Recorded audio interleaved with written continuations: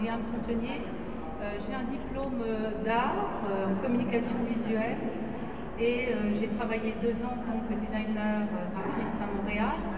Et ensuite, l'aventure numérique a commencé lorsque j'ai rejoint l'Université de technologie de Compiègne en 1973, puisque j'ai eu la chance de travailler avec des informaticiens qui développaient des imageurs, des prototypes à l'époque. Et en tant que graphiste, j'ai collaboré donc avec eux. Puis j'ai créé rapidement, j'ai créé Subinfocom en 1988. Rapidement, on a eu envie de faire des expériences, puisque l'école c'est un lieu d'expérimentation. Nous avons travaillé avec des artistes, la compagnie Montalvo, la compagnie Retour à Mont, puisque nous sommes des producteurs d'images animées, d'images en 3D.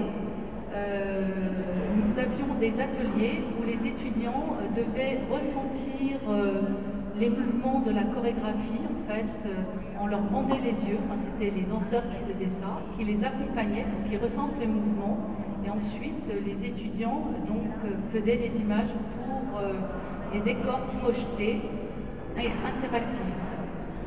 Nous avons également eu une autre expérience avec Jean-Michel Jarre. Hier, on avait du Vidging, c'était intéressant.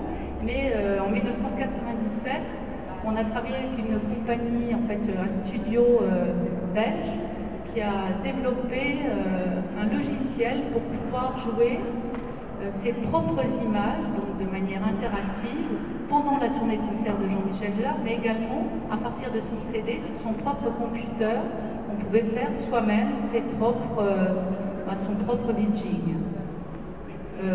Ensuite, comme autre expérience, alors on a la chance d'être dans une ville où on a une scène nationale, donc un théâtre, et donc on a des résidences d'artistes avec nos étudiants.